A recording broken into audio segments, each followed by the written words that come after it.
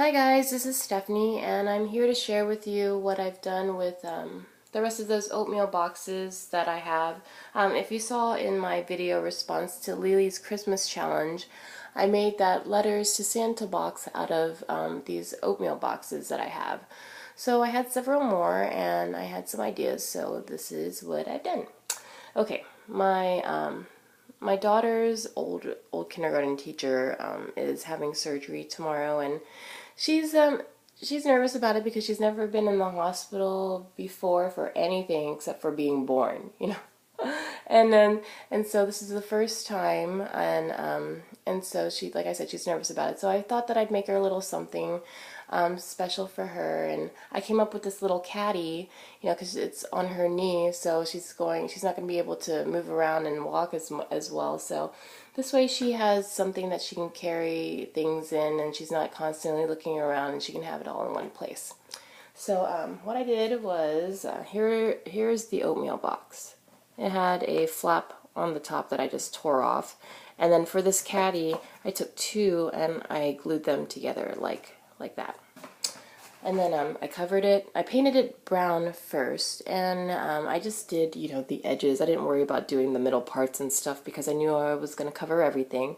And then I chose my paper, picked this notebook paper. I think Paper Crate is the paper line that I use. I forget exactly which one, but you know, because she's a teacher, I went with the notebook paper theme and then just something that matched. So use that on the inside on both sides, and then this paper all the way around. And then first I put this lace in the middle, and then I put this trim, and then I put this and this on the bottom, and then it just looked, you know, too plain. So then I added these mosaic tiles that I think I got at Michael's or something all the way around. And then I wasn't too sure about her style, whether she liked, you know, vintage or steampunk or grunge or anything, so I just kept it very plain and just sweet looking, you know. No way, no one can complain about this. But no, I'm joking. But so I didn't want to be too fussy, like with adding, like I wanted to add flowers and stuff like that, but I didn't know if she was that type of person, so I just kept it, you know, plainer than I would have liked, but I still think it came out very cute. So that's why I didn't do too much with the inside either. I just stuck, you know, this sticker and the butterfly. I may put some butterfly stickers on the side. There's a little smile, remind her to smile throughout her recuperation. And then that, which I just distressed it, you know, with my vintage photo. I distressed the whole thing with vintage photo. And that's that. So the thing about this, though, that I had the most trouble with was the handle. When I started, I mean, I don't know about a lot of you people out there, but for me, I am not a crafter that that plans anything out. I basically have an idea and the colors that I want to use, and then that's it. Like whatever ends up is always a surprise, because as I go along, that's when I get my ideas and I have to look at it and see what else I would like to do. And so so this handle, okay, at first when I started it, I was like, oh, I'm just going to I was like, I just figured this is where I could put the handle. I'll just you know, put some holes in there and then tie it. And then I was like, oh, that's not really gonna work out. I mean, I had other ideas afterwards. I was like, I shouldn't have poked the holes in there. I could have just attached a handle on this side and made it like a purse, you know. So what I ended up doing was I had two pieces of this ribbon, this one, and I strung one through on this side and had the ends coming out this way, and then I strung the other through and then had the ends coming out on this side. And then my idea was to bring up the ends and then tie it here in a bow, you know, and add other danglies under that too. And so you'd have this bow here. But then when I cut the ribbon, I cut it too short. So when I tied the bow, it was like the ends were like, they ended here, and the little loops were just all messed up. And I was like, oh, this looks terrible. So I tried other things and it just wasn't ringing my bell either. So I mean, what I ended up doing was I just brought it up and then I just left it in a knot. I tried flowers, but you know, when on the side, when I put the flowers around all this to cover it, they just look like big pom-poms on the side, and you know, like Chun-Li or something. And I was just like, no, we're just gonna leave it. So I hope she doesn't mind that. It doesn't make me happy, but others who have seen it said, oh, it looks fine, you know. But maybe it's because I know that wasn't the original intention. So anyhow, here's the card that I made to go along with it. I am definitely not the best card maker. I'm very, very new at it, so it works, you know, it matches, and I'll have my daughter right in there. So that's the first thing that I did.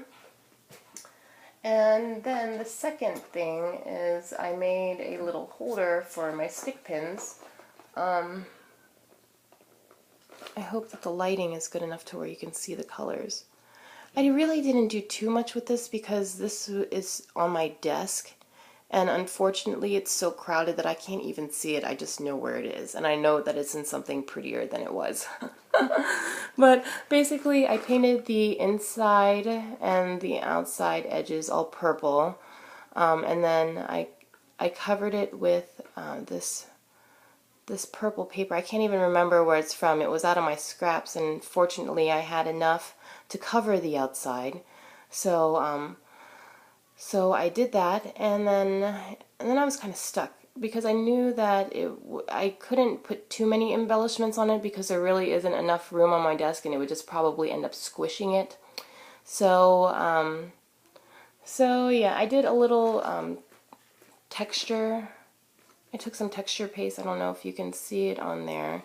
I took this, yeah, I did that just randomly around, and then also after that I took the same stencil, the square stencil. I don't know if you can make it out. It's randomly everywhere. But yeah, so, and then I just took my my ink pen, and I just, you know, I just inked it on there, and I think it was, I can't remember the colors, I'm sorry. Sorry about that. But yeah, so I did that just for a little bit of texture and just to change it up a bit. And then on the sides, I spritzed it with Lindy's, my Lindy's Stamp Gang Starburst sprays, just like I said, to break up. And I used some a little bit more of, I did that texture paste and the stencil coloring all the, just on the sides and the front. I didn't bother with the back. The only thing that I did with the back was I just sprayed it with the Lindy's, with it was like an aqua color, and then purple, Pete's like purple, pirate purple or something to that effect. I'm sorry I'm forgetting the names. I'll put it down in the description below if anybody's interested, and just let me know and I can let you know what the products were. But so and then on this side, I really like this this peacock sticker, and I've been saving it for a long time for something, you know, to put it on. And so I was like, this is for me. So, and it's on my desk, and I'll know that it's there. So I stuck it on there with some tissue tape. So just to break it up and make it look a little bit more finished. So so in the bottom, just to give it some weight, I put some like aquarium rocks that I had left over from another project that I never used. And I was like, I'll just finish using this. And then for this part, because these are not the kind of stick pins with pointy ends, they're just, you know, the flat ones. So I didn't do like a top with batting and stuffing it and all that, because they really weren't going to stick in. So I had to use styrofoam. And I was like, oh, how am I couldn't, the material that I had to use to cover the styrofoam couldn't be like a cloth material, or else these pins were not going to go in. So what I ended up doing was I covered it in this like fishnet, kind of this white fishnet, and then I laid it over in lace, so that the holes, I mean, it looks white, you know, but you can't see the styrofoam because of those 2 layers of material. And then I just sprayed it a little bit with my purple Lindy's spray just to just so that it wasn't just all completely white in there and it matched. And then I sprayed the back also. I don't know if you could see that.